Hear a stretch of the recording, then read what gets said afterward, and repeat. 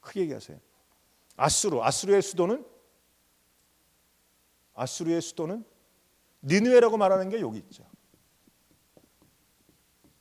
좌우를 분별하지 못하는 12만 명 있다고 말씀하시는 것이 저기예요. 그래서 이쪽이 아수르의 본거지고, 아수르가 어느 나라에 망했죠? 바벨론에 망했어요. 바벨론이 바로 갈대아 지방을 중심으로 일어난 바벨론이 여기예요. 그래서 아수르에 의해서 북이스라엘이 망했고, 바벨론에 의해서 남유다가 망했죠. 포로로 잡혀가죠. 그 다음에 바벨론 다음에 일어난 나라가 페르시아. 이게 바로 페르시아만이에요. 페르시아는 이쪽 지방에서 페르시아 제국이 일어나서 이걸 싹 쓸어버리죠. 그 다음에 등장하는 나라가 로마가 나오는 거예요. 이게 바로 그 성서 지도의 다예요. 이것만 알고 계시면 다 여기서 치고받고 여기서 치고받고 여기서 치고받고 싸워요. 포로 잡혀간 것도 이쪽이고, 뭐 아수르가 친 거, 애굽이 치는 거, 뭐 이런 부분이. 그러면 이제 북이스라엘과 남유다는 이렇게 나뉘죠. 이쪽이 북이스라엘, 이쪽이 남유다로 이렇게 딱 나눠.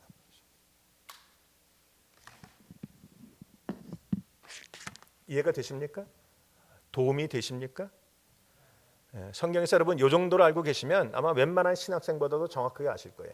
성경을 알고 있는 부분에서 이것만 머릿속에 딱 넣고 계시면 성경을 볼 때 굉장히 쉬워져요. 이게 이 부분에서 움직이고 이렇게 움직이는 것이구나, 이렇게 쉽게 알 수 있는 부분이죠. 자, 우리가 오늘 하는 부분들을 한번 설명해 봅니다. 우리 지난주에 했던 하나님의 성품 가운데 하나님의 성품에서 가장 중요한 것이 무엇이라고 말씀드렸습니까? 하나님의 성품에서 가장 중요한 것은 하나님은 선하시다라는 부분이었어요.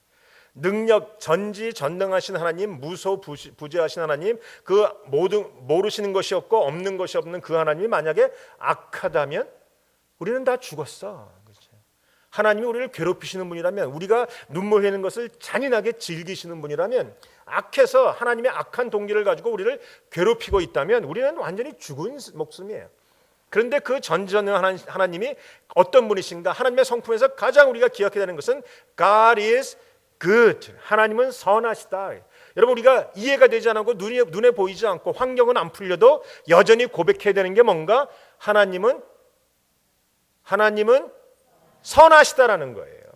그래서 다윗이 말하기를 하나님의 선하심을 맛보아 알라. 하나님의 선하심을 우리가 믿지 않으면 우리가 아무것도 믿을 수 없어요. 그러나 하나님의 선하심을 믿으면 지금 나에게 닥쳐있는 고난과 아픔과 질병과 괴로움과 실패와 가난과 눈물과 이거 모든 것까지도 하나님이 합력하여 선을 이루시는 선한 동기를 갖고 계신 분. 악한 동기가 아니에요. 선한 동기예요.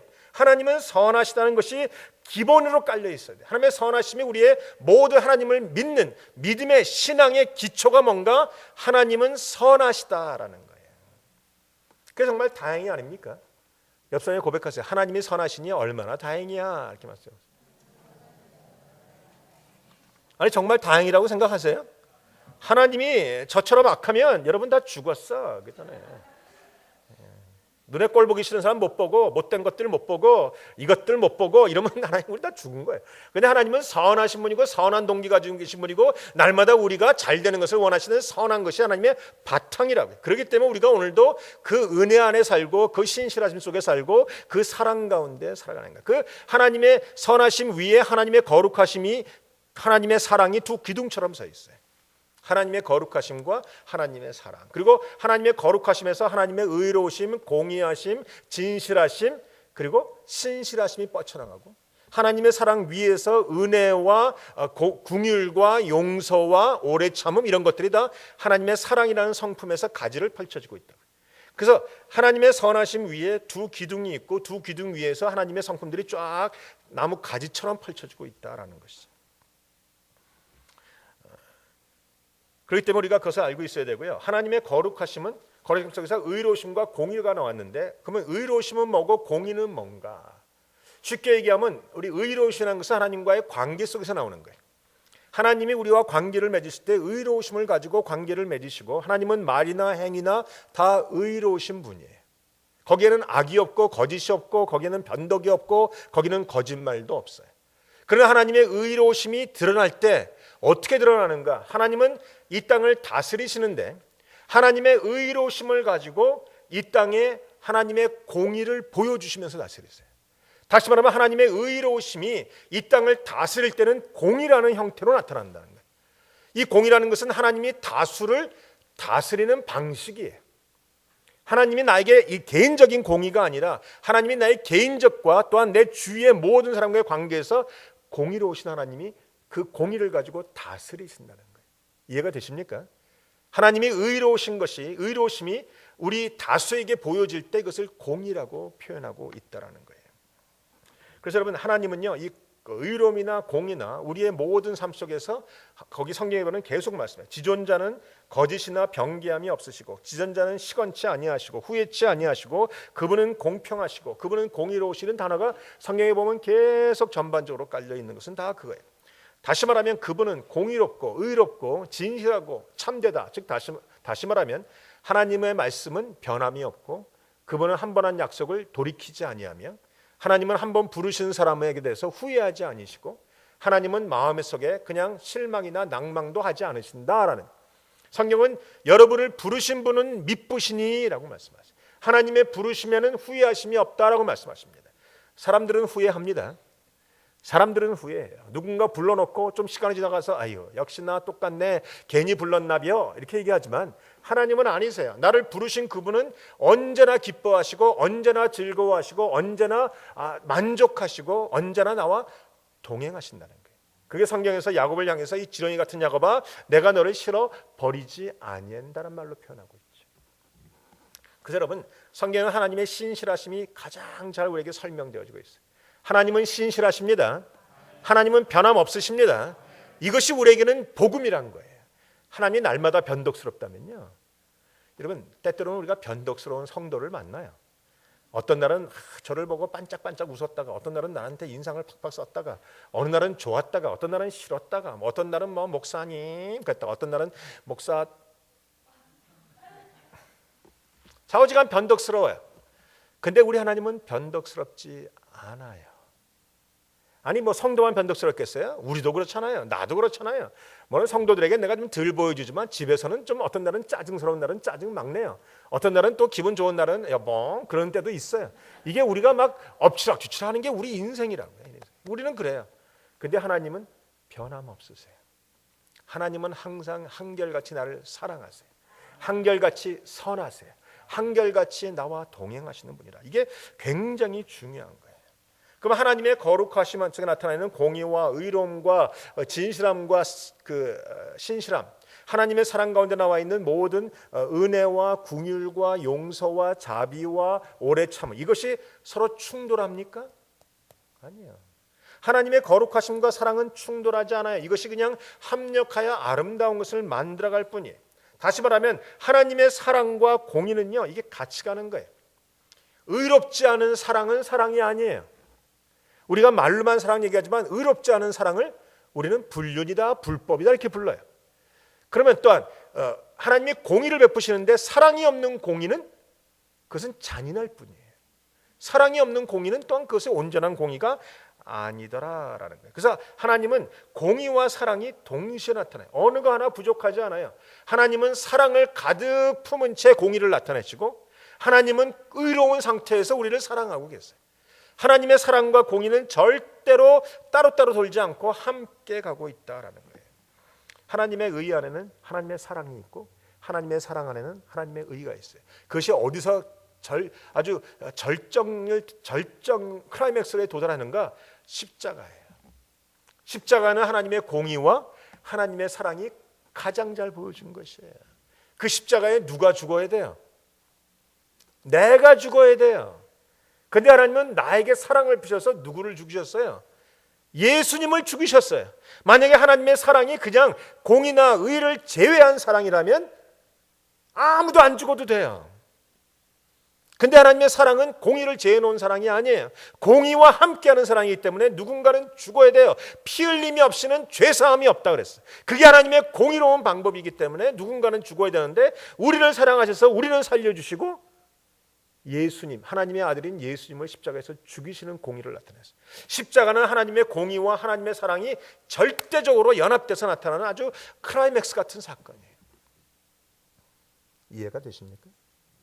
감동이 좀 오십니까? 십자가를 볼 때마다 뭘 본다고요? 하나님의 공의와 하나님의 사랑이 보여야 돼요. 그냥 우리가 감상할 필요가 없어요. 그냥 크리스마스 때 되면 많이 나오는 예수님 얘기, 십자가 얘기, 부활절도 이런 거 십자가에다 못을 꽉 박으면 예수님이 와 절명할 때 막 같이 여자 집사님들만 눈물 뚝뚝 흘리잖아요. 얼마나 아플까. 그거보다는 하나님의 공의가 얼마나 무서운가를 아셔야 돼요. 하나님의 공의는 자기 아들을 죽이면서까지도 세울 수밖에 없는 공의예요. 근데 공의 안에 하나님의 사랑이 있다고요. 하나님이 공의만 베푸신다면 여기 다 죽었어요. 여러분 중에서 살아날 사람이 한 사람도 없어요. 우리가 보는데 구원받을 사람이 누가 있겠습니까? 근데 하나님의 공의는 하나님의 사랑과 늘 함께해요. 공의가 사랑보다 앞서지도 않고 사랑이 공의보다 앞서지도 않아요. 그래서 하나님은 우리를 사랑하사, 그게 요한복음 3장 16절 아니겠어요? 하나님이 우리를 이처럼 사랑하사 독생자를 주셨으니 이는 저를 믿는 자마다 누군지 멸망치 않고 영생을 얻게 하려 하심이라. 하나님의 공의와 하나님의 사랑이 클라이맥스로 나타나는 사건. 이게 보통 성경 공부나 성경 시험에 나오는 사건들이에요. 그러면 십자가의 사건, 이게 정말 정답이라는 말이죠. 그래서 하나님은 사랑과 의를 함께하고 계세요.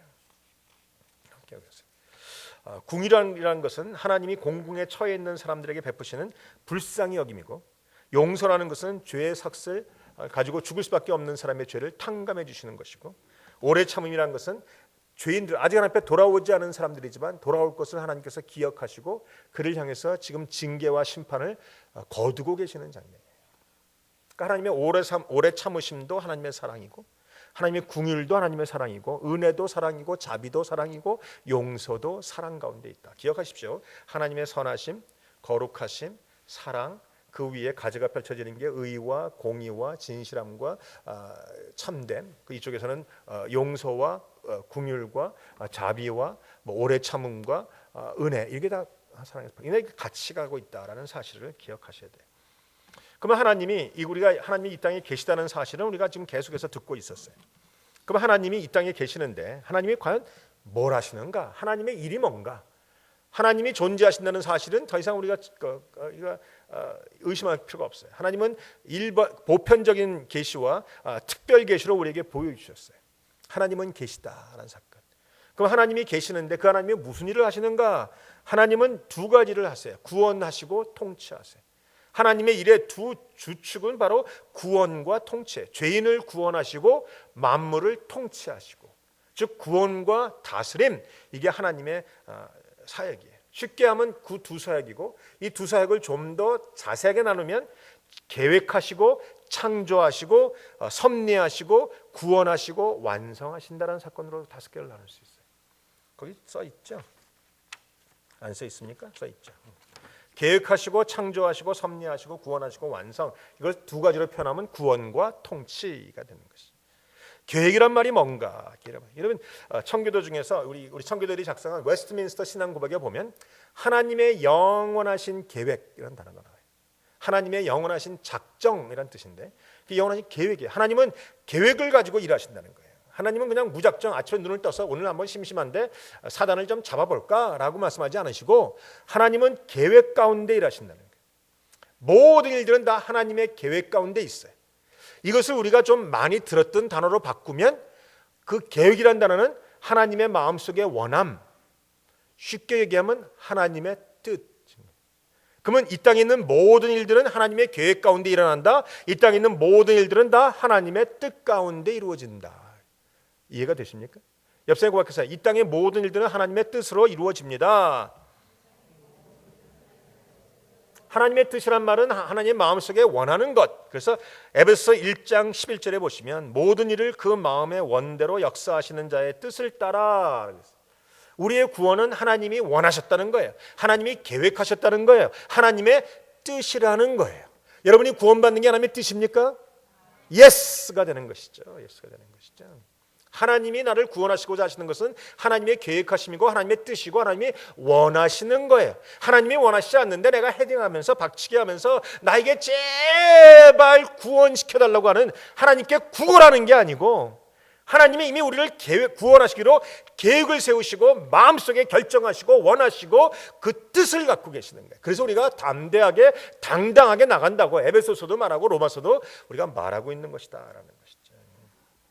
모든 일은 하나님의 계획하심 속에 일어난다. 모든 일은 하나님의 뜻대로 이루어진다. 이것은 하나님은 선하시다 라는 절대 불변의 진리와 하나님은 모든 것을 하나님의 뜻대로 이루신다라는 것이 같은 진리, 같은 절대적인 진리 가운데 들어가야 돼.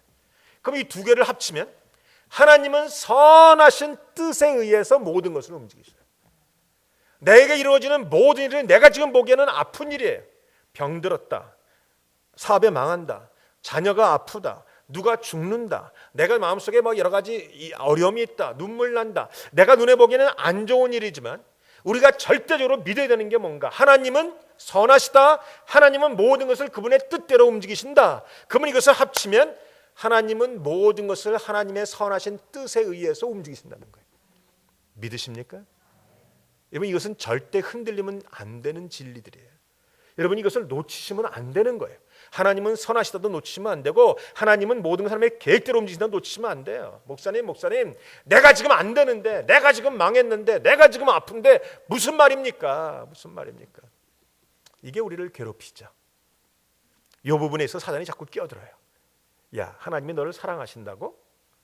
하나님이 선하시다고? 어떻게 생각하세요? 이 부분이 우리 넘어지기 쉽죠? 아니세요?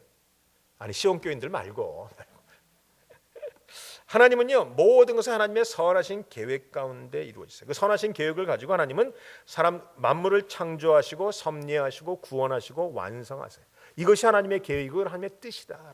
이것이 근본적인 바탕은 바로 하나님의 선하심이다라는 것이죠. 선하심이다. 그러면 하나님이 계획을 갖고 계셨는데 선하신 계획이다라고 말씀을 드렸어요. 그럼 두 번째로 하나님이 창조하신다. 창조란 말은 하나님이 무엇인가 만들어내시는 것을 이야기해요. 이 땅에는 하나님밖에 없었어요. 그래서 하나님은 사람을 창조하세요. 왜? 여러분, 거기 성경에 보면 첫째 날, 둘째 날, 셋째 날, 넷째 날, 다섯째 날, 여섯째 날 쭉 창조가 나오는데 그 창조의 정점에는 사람이 있어요. 하나님이 그 모든 것을 왜 창조하시는가? 왜 태양과 왜 달과 왜 별과 왜 바다와 왜 땅을 만드시는가? 사람 때문이에요. 사람 만드시고 사람과 사랑의 교제를 하려고 사람만 영적인 존재로 만드셨어요. 여러분, 강아지가 죽으면